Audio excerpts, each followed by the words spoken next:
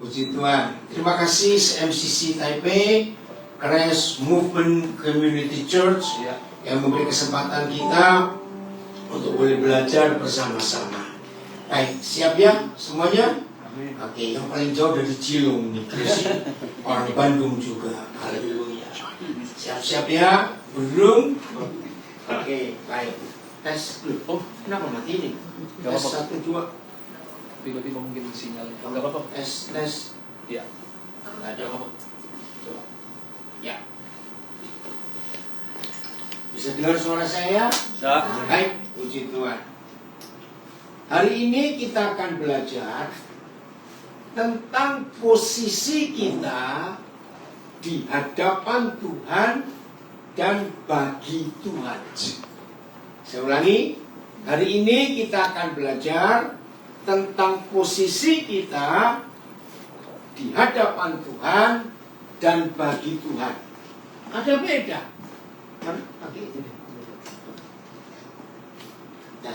Das ya.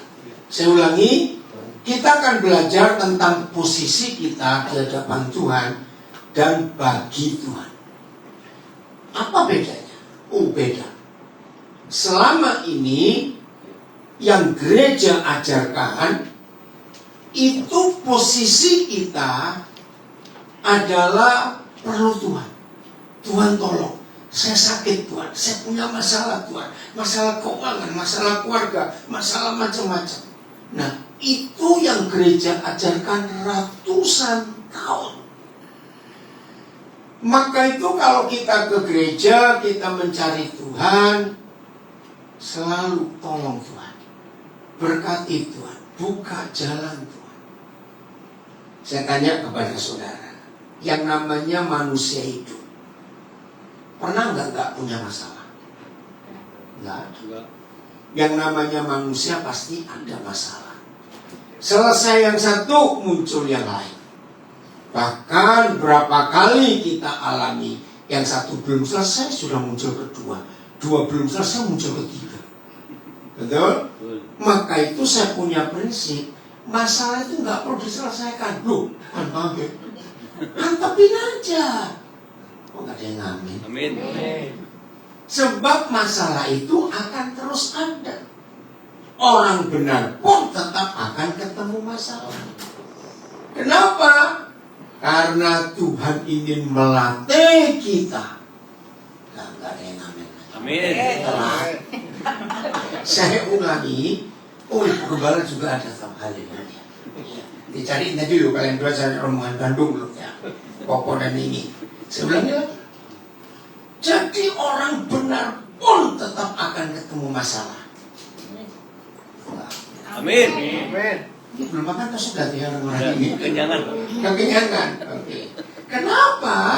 Karena dengan masalah itu Tuhan melatih kita. Amin. Haleluya. 5 menit saya ngomong, kenapa? Dilatih untuk apa? Dewasa. Dewasa. Yang lebih gampang. Tangguh. Apa? Kuat. Belum. Terlatih. Belum. Teruji. Kita rohani semua. Mengenal Tuhan. Lebih rohani lagi. Cadat. Duduk sini tuh. Apa? Enggak ingin duduk sini. Dilatih untuk jadi pemenang. Amin. Oh iya. Amin. Ya. Maka itu kata training. Tahu ya training? Dilatih.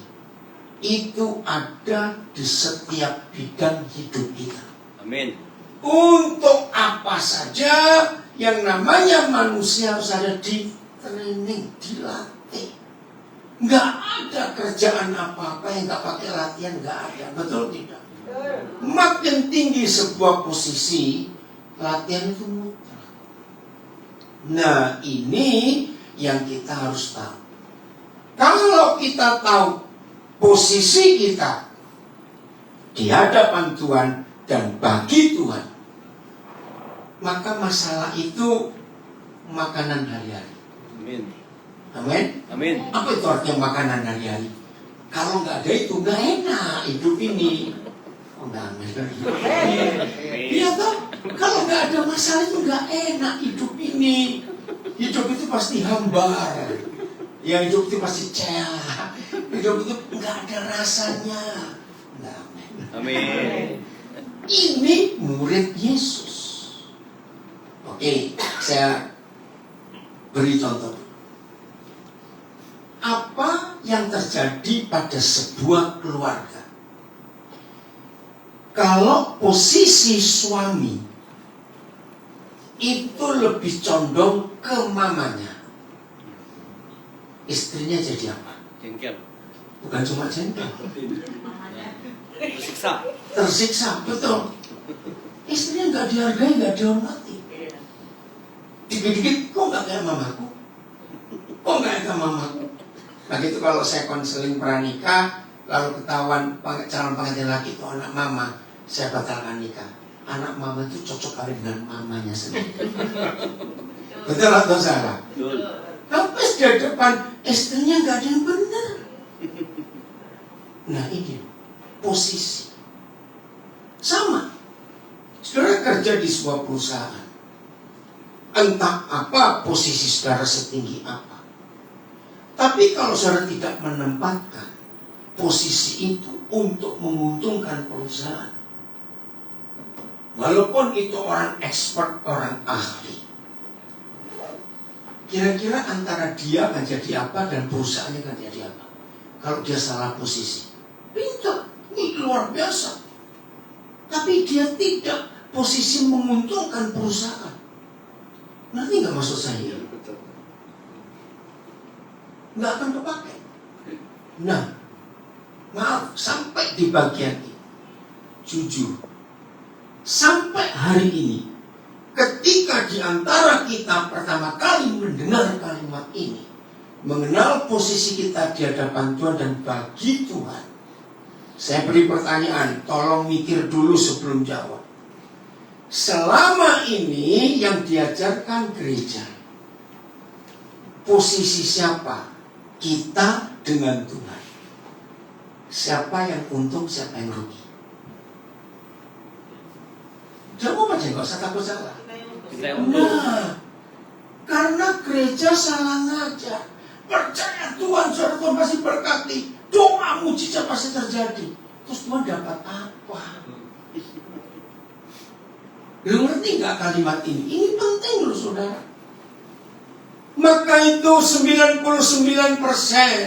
orang yang mengaku mencari Tuhan itu cari untung buat diri sendiri, nggak mikirin Tuhan. Kembali contoh kedua tadi. Saudara punya perusahaan, saudara punya anak buah secara intelektual jenius, secara pendidikan lulusan Amerika misalnya, secara pengalaman kerja sebelum dia masuk, luar biasa. Tapi dia nggak menguntungkan perusahaan. Posisinya itu selalu cari untung di perusahaan itu. Kira-kira orang kayak begini akan disuruh pakai terus nggak? Enggak. Ya enggak. Dia jadi benalu, tahu ya? Hanya cari untung buat diri sendiri. Kira-kira mengerti sampai kalimat ini? Berapa hancurnya pekerjaan Tuhan karena kita diajar, kita perlu Tuhan, kita perlu Tuhan. Tadi sebelum mulai masih pujian dari Pontianak, ada yang kontak saya. Pertanyaan saya, kalau hanya Tuhan yang membutuhkan kita, lalu kita bagaimana posisinya? Nah, saya jawab pada yang dari Pontianak. Masih ingat Tuhan Yesus berkata, dia itu kepala. Betul? Kepala hebat, nggak punya tubuh. Loh, jadi apa?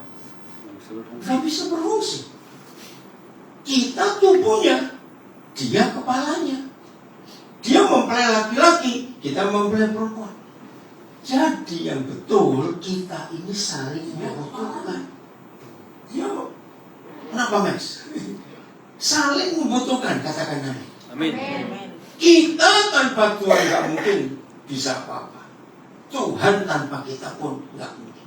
Nah, Hari ini kita akan coba menemukan fungsi ini, posisi kita di hadapan dan bagi Tuhan. Kita lihat Efesus 2 ayat yang ke-6. Posisi kita di mana? Oh, ini penting sekali.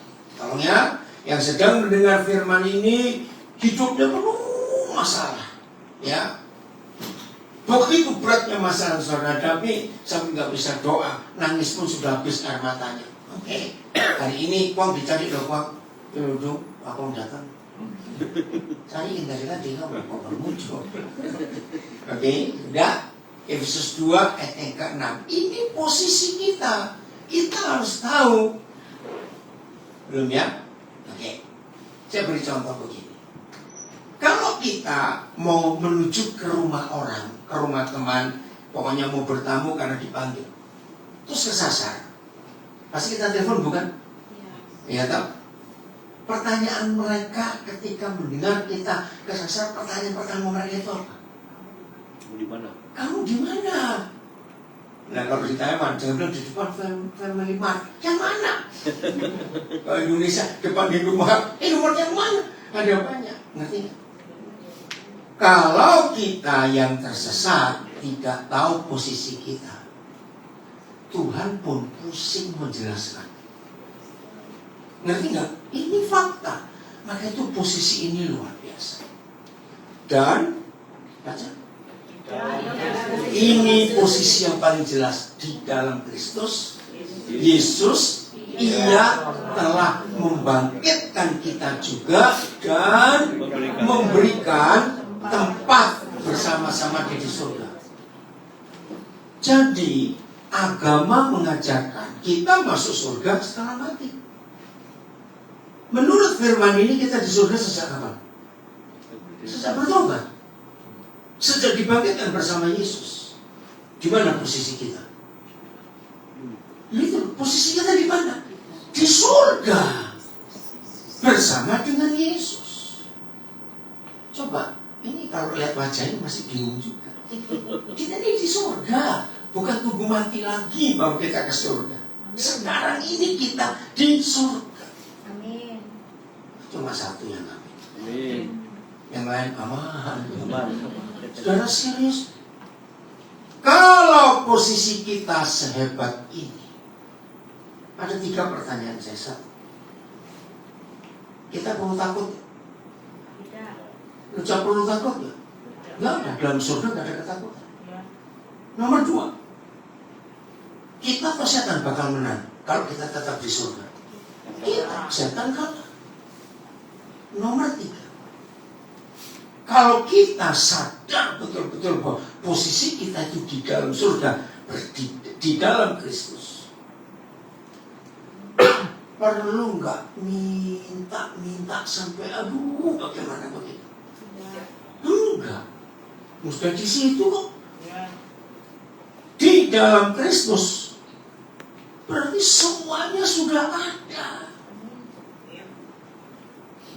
Nah ini menunjukkan bagaimana sikap hidup kita di dalam dunia ini. Maka itu mari kita jujur pada diri kita sendiri. Hari-hari ini goncang apa? Ya, 2 hari ini saya ngikutin berita di Taiwan. Ya, ternyata pemerintah sudah menyiapkan makanan apa kalau sampai Tiongkok menyerang Taiwan. Termasuk tadi Bududo tuh muncul di berita itu. Ada yang nggak tahu, lebih baik nggak tahu. Di Eropa juga begitu. Saya kan Desember lalu ada di Belanda. Itu di Eropa sudah menyiapkan. Takut kalau sampai perang Ukraina membesar, takut ini. Jadi contoh orang Belanda, pemerintah memberi 400 euro untuk siapkan makanan kalian untuk ini, untuk itu, untuk semuanya itu. Kalau tiba-tiba ada perang, nggak ada listrik, nggak ada gas, nggak ada semuanya. Saudara, apa saja Indonesia berapa hari ini, akan 7 hari gelap, nggak ada listrik di Indonesia. Saya ditanya gitu, masih ada lilin. Ngapain pusing? Itu nanti ada megatrust gempa bumi sebesar ini. Ya, nggak usah takut. Loh, kok nggak amin? Amin. Kalau posisi kita sudah tahu ada di mana, setan nggak bisa menggoyangkan kita. Ya. Tidak bisa. Ini yang kita harus tahu dalam masalah ini. Iya. Posisi kita ada di mana. Iya. Amin. Ini penting sekali loh. Amin. Dalam situasi seperti ini kita nggak perlu takut apa-apa. Amin. Hari kita satu dengan Dia. Ayat berikut, Wahyu 14 ayat 1. Wahyu 14 ayat 1. Nanti saya minta cumunya ditunjukkan juga ya, ada perbedaan tidak. Wahyu 14 ayat 1. Inilah satu-satunya ayat dalam seluruh Alkitab yang memberitahu kita. Dan aku melihat sesungguhnya anak domba, jelas Yesus Kristus Tuhan, betul? Iya. Berdiri di Bukit Sion. Iya. Nah, tolong cumunya. Dan bersama-sama dengan Dia. Bersama yang kita mau bongkar. Seluruh perjanjian baru itu menulis kita berdiri di hadapan.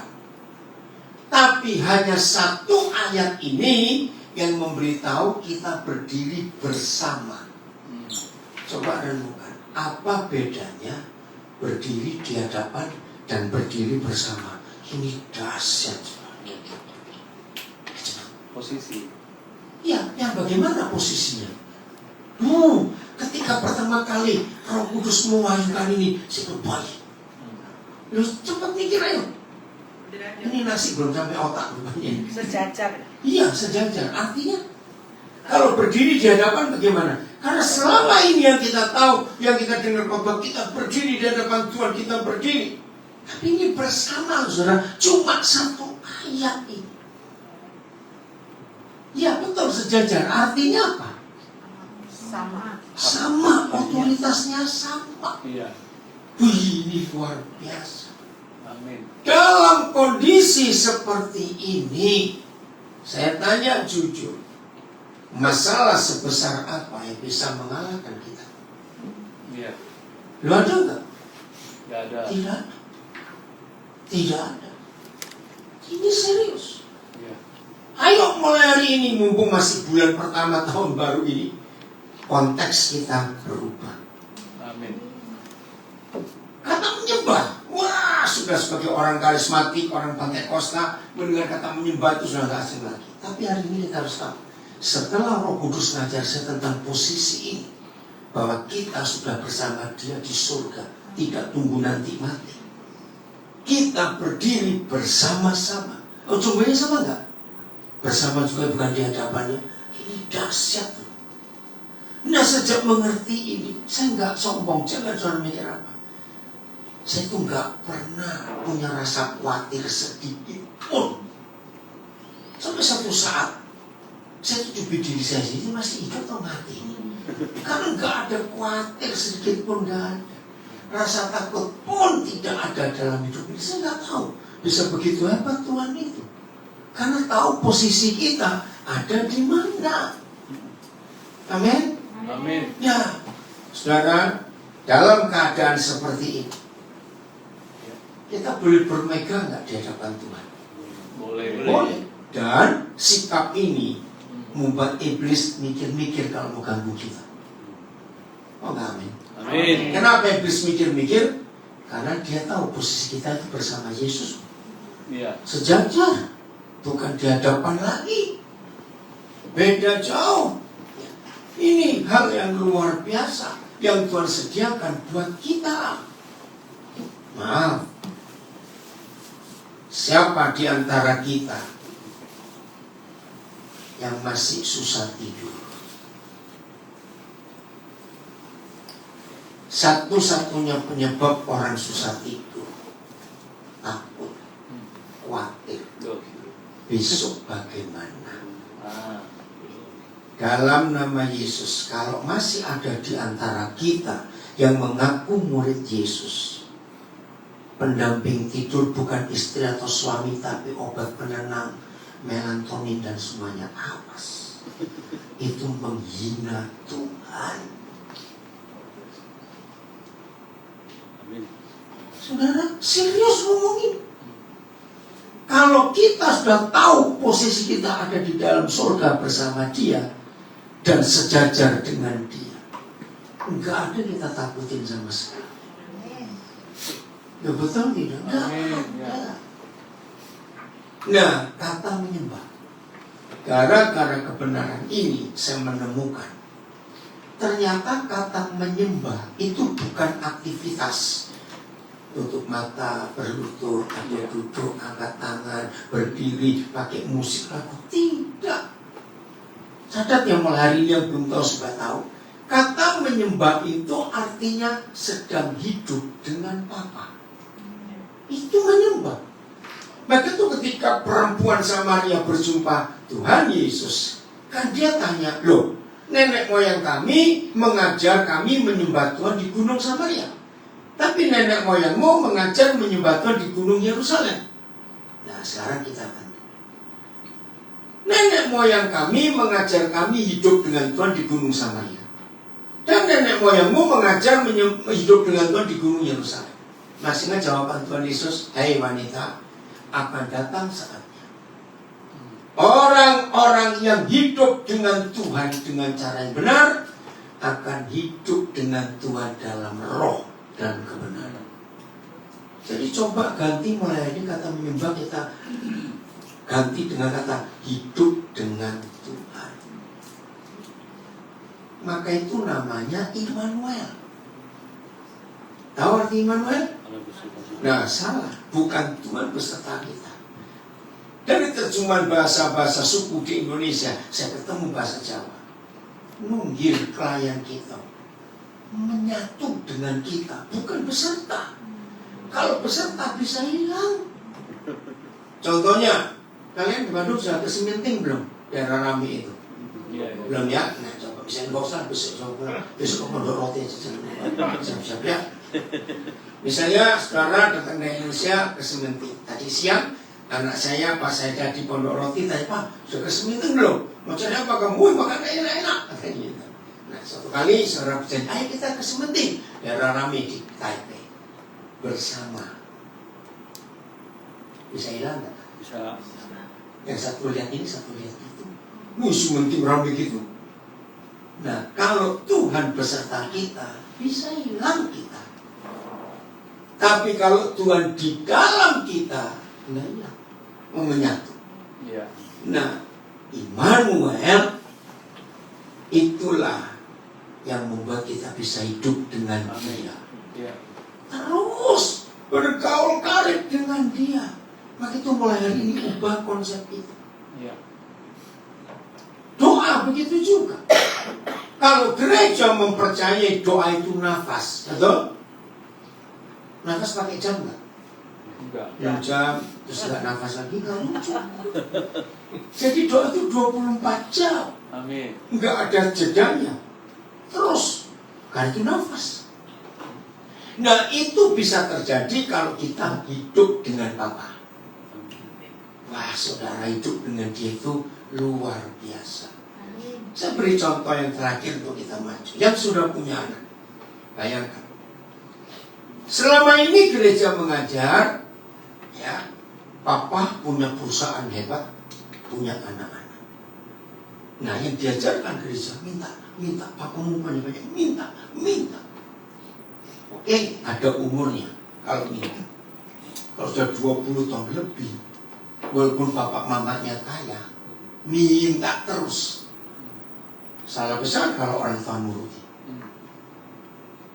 Sampai ada waktunya. Anak-anak yang sudah dewasa tahu posisinya, bertanya begini, Pak, apa yang bisa aku kerjakan untuk memajukan perusahaan ini? Ngerti nggak? Betul. Kira-kira kalau kita konglomerat dan punya anak seperti itu, bangga nggak? Pertanyaannya, ingat dari tadi saya memberi contoh ini. Kapan saudara pernah bertanya kepada Tuhan, Papa, apa yang harus membuat? supaya kerajaan untung. Berapa sering kita mendengar pengajaran-pengajaran itu yang menjadikan hubungan kita dengan Tuhan hubungan transaksional. Iya. Ngeri sekali. Ini berapa hari ini saya sibuk dengan beberapa teman-teman saya pendeta. Lagi sibuk viral tentang bisnis gereja yang dimulai dari Hillsong. Masih ingat ya, lagi rame ini sekarang seluruh dunia. Betul. Jadi gereja hubungannya dengan Tuhan hubungan transaksional. Tahu nggak arti kata transaksi? Jual beli. Jual beli. Kamu kasih berapa, Tuhan akan beri berapa. Ini merusak, saudara. Nggak begitu yang Tuhan mau. Maka itu saya kasih ilustrasi tadi. Kalau saudara punya perusahaan, saudara punya karyawan, punya tim hebat, jenius, lulusan Amerika misalnya, wah luar biasa. Tapi dia tidak pernah mikir menguntungkan perusahaan bagaimana. Dia cuma cari untung buat dirinya, walaupun kerjanya bagus. Oke, saudara, ini kalau lihat wajahnya saya bisa baca. Bingung lagi. Oke, saya buka ini 1 Korintus 3:9. 1 Korintus 3:9. Hari Minggu kemarin kita belajar ayat ini ya. 1 Korintus 3 ayat 9. Jadi jangan lupa posisi kita ya. Apa tadi kata menyembah? Awas lupa. Hidup dengan Tuhan. Itu menyembah. Karena kami adalah kawan sekerja Tuhan. Kaminya itu siapa di sini? Jelas kita. Iya. Titik koma. Kamu adalah ladang Tuhan dan bangunan Tuhan. Siapa kamu di sini? Kita lagi. Salah. Salah. Salah, saudara. Selama ini kita bodoh. Nggak mungkin kami dan kamu itu sama. Ini beda. Iya. Saya tidak menyalahkan saudara. Menjawab kami itu adalah kita juga. Karena yang khotbah yang salah. Saudara diajarkan yang salah. Kami adalah kawan sekerja Tuhan. Itu kita. Kamu adalah ladang Tuhan, bangunan Tuhan. Nah, kamu itu adalah dunia ini. Ini proyeknya Tuhan, proyeknya Bapa kita. Amin. Amin. Amin.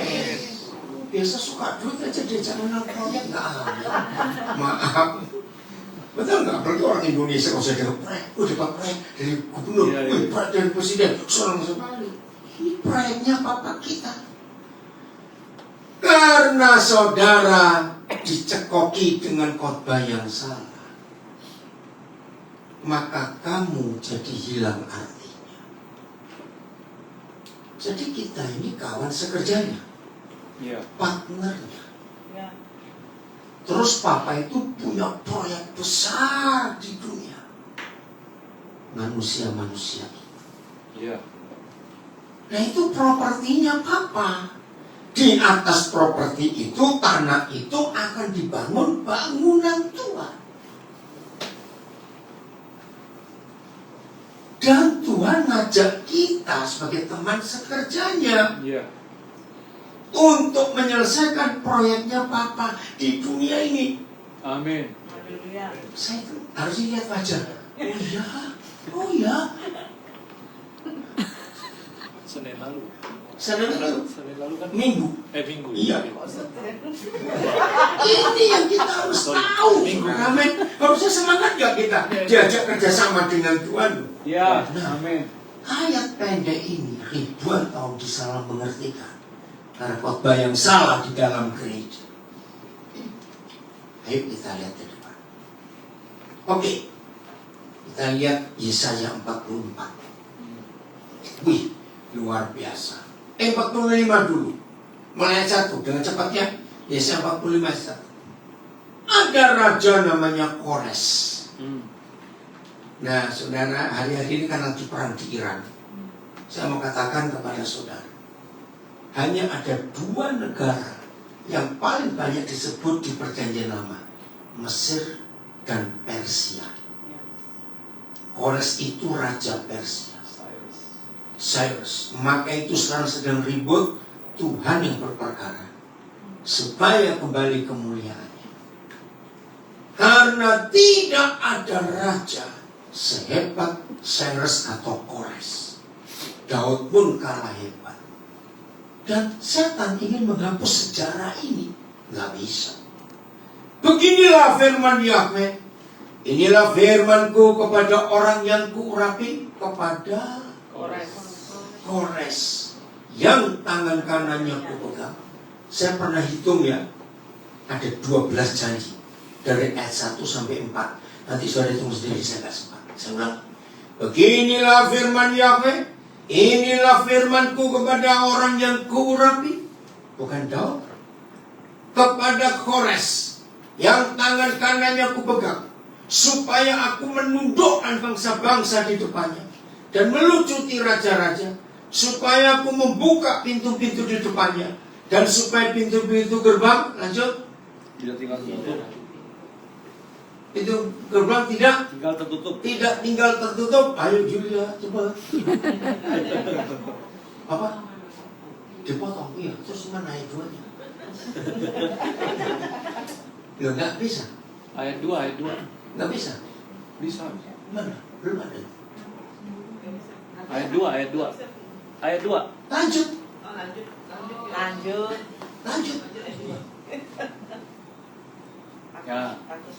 Aku kepotong juga ya dari pintu gerbang. Oke. Aku sendiri hendak berjalan di depanmu dan hendak meratakan gunung-gunung, hendak memecahkan pintu-pintu tembaga, dan hendak mematahkan palang-palang besi. Keren loh ini, terus. Aku akan memberikan kepadamu harta benda yang terpendam dan harta kekayaan yang tersembunyi, supaya kau tahu bahwa akulah Yahweh Tuhan Israel, memanggil engkau dengan namamu. Ayat 4. Oleh karena hambaku Yakub dan Israel pilihanku, maka aku memanggil engkau dengan namamu, menggelari engkau sekalipun engkau tidak mengenal aku. Nah saudara, kenapa raja kafir yang bukan Israel ini dapat janji yang sehebat itu? Lihat ayat 4, pasal 44, mulai ayat 26. 44 Yesaya mulai ayat 26. Gara-gara 1 Korintus 3 ayat 9 kita akan menemukan. Yesaya 44 mulai ayat yang ke-26. Akulah yang menguatkan perkataan hamba-hambaku dan melaksanakan keputusan-keputusan yang diberitakan utusan-utusanku, yang berkata, teruskan, tentang Yerusalem, baiklah ia didiami, dan tentang kota-kota Yuda, baiklah ia dibangun. Aku mau mendirikan kembali reruntuhannya. Ini Saudara bisa baca kisah ini ada di kitab Tawarikh. Jadi zaman Esra, zaman orang-orang buangan itu, Yerusalem itu hancur, tak terurus. Bait suci nggak ada, tembok kota nggak ada. Semua ditawan di Babel, yang termasuk Persia. Tiba-tiba suatu hari, Kores ini punya ide. Nah sampai hari ini saya tuh belum tahu dari mana raja ini bisa punya ide untuk memulangkan orang-orang Israel itu kembali. Dan Kores tidak hanya memulangkan mereka, tapi memberi semua fasilitas untuk membangun kembali. Itu Kores, luar biasa. Nah siapa itu Yerusalem? Rumah Tuhan. Oke? Ayat 27. Belum selesai. Akulah yang berkata kepada tubir lautan, jadilah kering. Aku mau mengeringkan sungai-sungaimu. Hebat sekali Tuhan. Terus ayat 28. Akulah yang berkata tentang Kores. Ini yang mengagetkan. Baca. Stop dulu. Cari berapa terjemahan ini. Daud itu gembala Israel. Tapi kok aneh, kok Tuhan perlu gembala? Coba cari berapa terjemahan, ini mengagetkan. Mengapa Kores mendapat pengakuan dan pengangkatan begitu tinggi? Sudah diurapi, engkaulah gembalaku, kata Yahweh Tuhan. Segala kehendakku, segala enggak satu dua, akan diapakan oleh Kores? Digenapinya dengan mengatakan cepat tentang Yerusalem baiklah yang dibangun, dan tentang bait suci baiklah diletakkan dasarnya.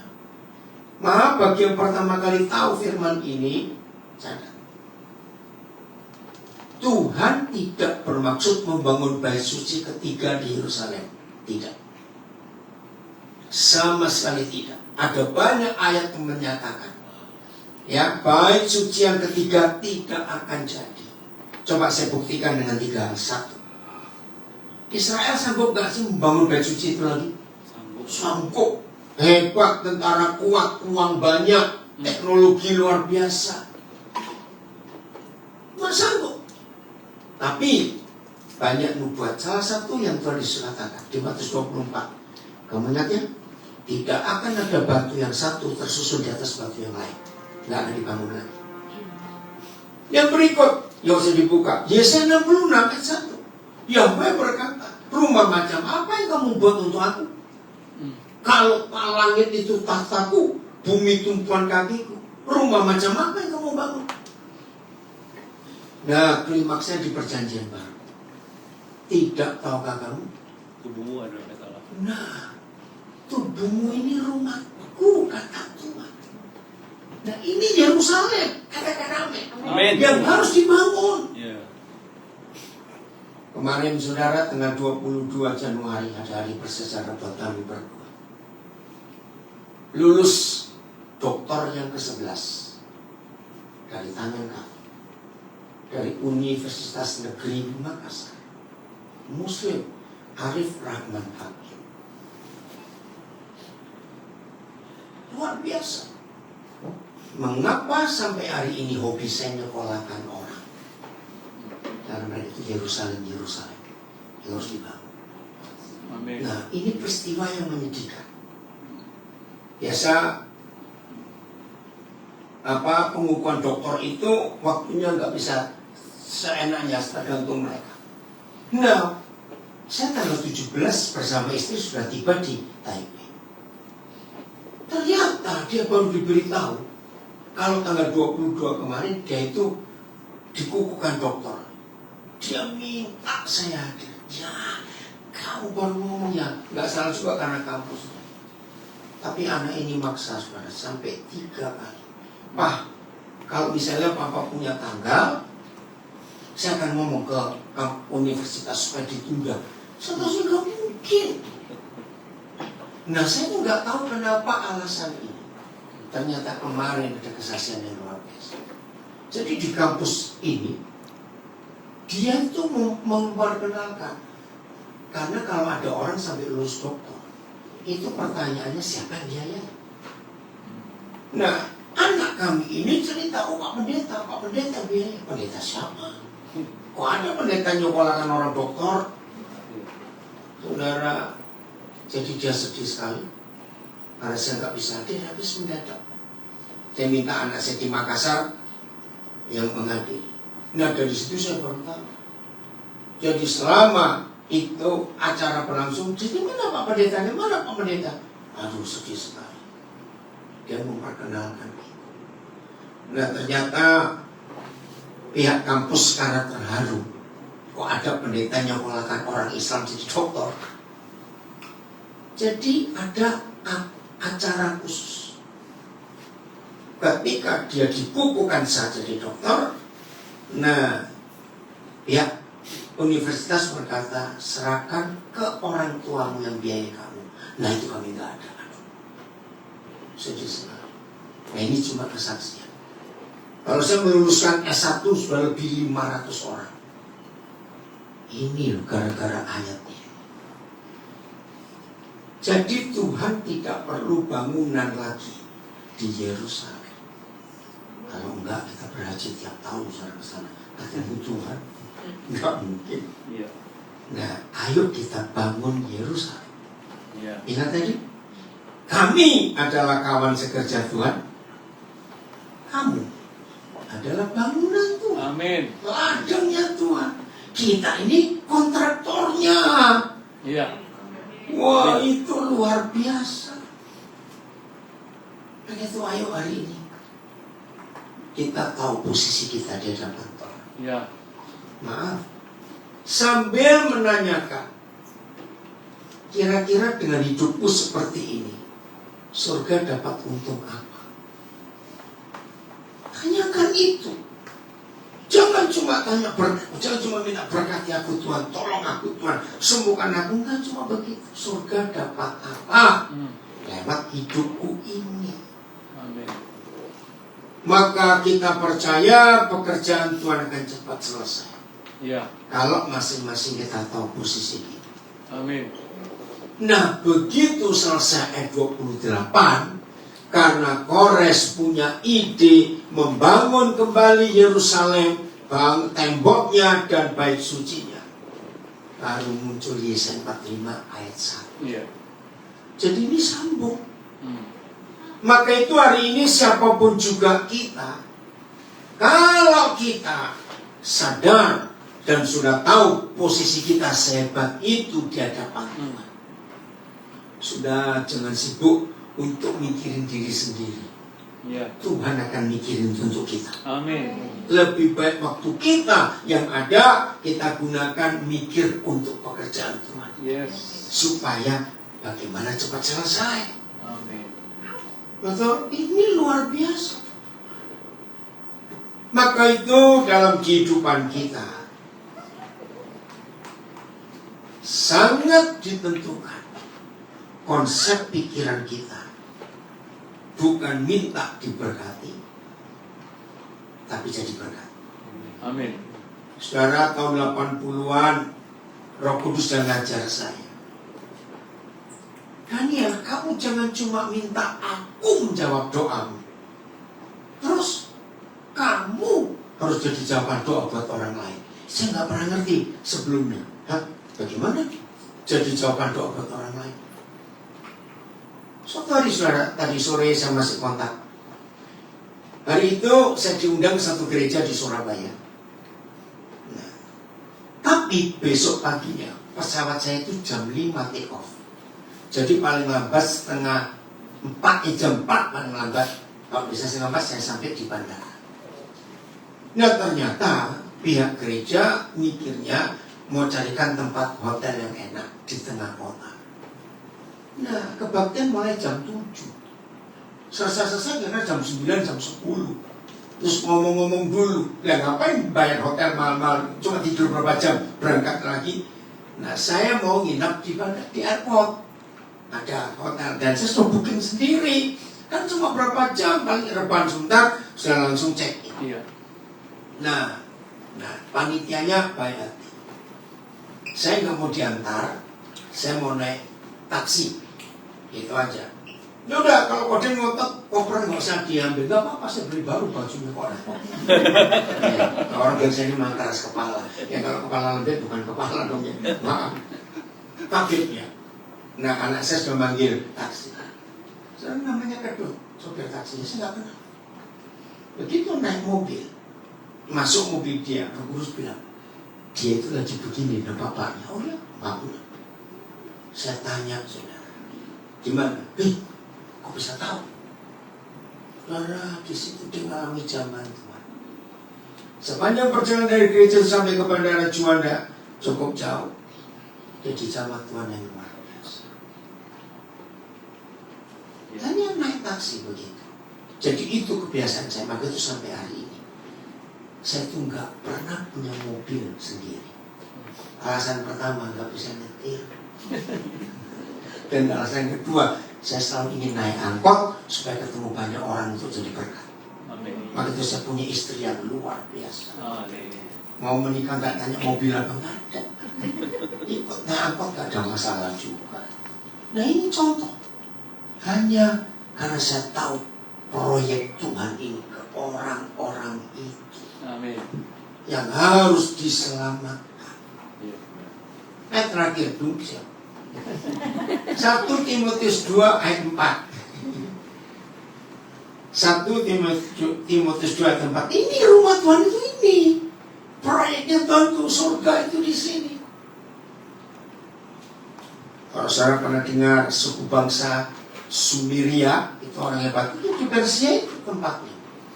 Maka itu dengan peristiwa Iran ini Tuhan akan kembali untuk menyatakan kemuliaan. Baca sama-sama 1 Timotius 2 ayat 4. 1, 2, 3. Yang mengendaki supaya semua orang diapakan, diselamatkan untuk memperoleh pengenalan akan kebenaran. Nah, saudara, inilah satu-satunya ayat. Dalam seluruh Alkitab cuma ada satu ayat.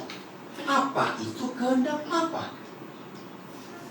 Ternyata kehendaknya bukan untuk dibangunkan gedung gereja, buatkan ini, buatkan itu, tidak. Saya ulangi lagi, satu-satunya yang tertulis apa yang Papa kehendaki itu cuma ayat ini. Maka itu kalau ada gereja ngajak doa puasa jemaatnya, saudara Rabu depan kita puasa untuk cari kehendak Tuhan. Saya bilang, Pak, baca ayat ini, kehendaknya nggak usah dipuasain, sudah tertulis. Betul? Apa kehendaknya? Supaya semua orang Enggak, bukan dikristenkan. Beda. Iya. Kalau dikristenkan diajak pindah ke agama Kristen. Tidak, itu bisa perang besar. Diselamatkan itu artinya dikembalikan ke posisi semula waktu kita dijadikan. Siapa kita? Serupa segambar dengan Tuhan. Tapi setan merusak. Maka itu kenapa? Oh, saya bersyukur dikasih tema khotbah ini berapa puluh tahun yang lalu. Dan ya, kalau kamu sering dengar ada orang, dia kesetanan, dia kesetanan. Sering nggak dengar kata itu? Harusnya ada orang, ketuhanan, dia ketuhanan. Lo betul tidak? Lo itu maksud Tuhan. Nah itu ketuhanan itu diselamatkan. Kenapa dia kesetanan? Dikuasai. Kayak setan gitu susu-susu. Kalau kita ketuhanan, ya kita jadi seperti Tuhan. Itu diselamatkan. Ayo kita buat. Nah ini kembali ke anak kami yang dokter kemarin. Orang kaget, diskusi 2 hari ini. Dia sekarang ngajar di sekolah tinggi kami di Nabil. Ya, punya bidang tertentu. Tapi dia ini kami pilih jadi dosen agama Islam. Keren nggak itu? Loh, kok begitu? Nggak apa-apa. Belajar tentang agama baik, nggak ada masalah. Ini yang luar biasa. Saya nggak sibuk dengan orang beragama apa saja, karena Yesus lebih berkuasa dari semuanya. Amin. Yang penting kita sampaikan kebenaran. Jadi, yang mengendaki supaya semua orang itu ketuhanan. Bagaimana bisa ketuhanan? Hidup bergaul dengan Tuhan. Menyembah tadi itu. Menyembah itu artinya kita menyedot hidup Tuhan. Amin. Woi, kalau kita bisa nyedot hidup Tuhan, itu Musa. Ya. Jadi 40 hari 40 malam Musa itu enggak puasa. Salah. Dia enggak puasa. Begitu asiknya bersekutu, berjumpa dengan Tuhan, dia sampai lupa makan, lupa minum. Nah itu puasa yang benar. Jangan sampai puasa. Saudara, Rabu depan kita puasa. Biasanya enggak ngerti. Selasa malam makan kenyang-kenyang gitu. Karena besoknya puasa. Oh minta ampun gitu. Iya. Nah, terus itu bukan puasa, memindahkan jam makan. Jadi pagi nggak sarapan, siang nggak makan siang, didobel sore. Ya apa? Sama aja bohong. Obat. Iya, sih bukan begitu. Puasa itu begitu asiknya kita bersekutu dengan Tuhan sampai lupa makan, lupa minum. Itu. Jadi puasa itu nggak boleh keluyuran, masih kerja nggak boleh. HP pun harus mati. Nah. Hanya ada Alkitab. Karena bersekutu dengan Tuhan itu puasa yang benar. Amin. Dan di situ kita bisa nyedot Tuhan. Musa disedot habis kemanusiaannya dalam keilahian Tuhan. Amin. Dan keilahian Tuhan memenuhi hidup Musa. Maka itu wajahnya percaya. Itu wajah Tuhan yang nyata. Nah, ini yang ketuhanan. Siap jadi teman sekerja Tuhan? Amin. Posisi di mana? Awas salah lagi. Bukan di hadapan, bersama-sama ada di surga. Amin. Tepuk tangan buat diri sendiri. Woi, haleluya. Ini yang Tuhan kehendaki dalam kehidupan kita.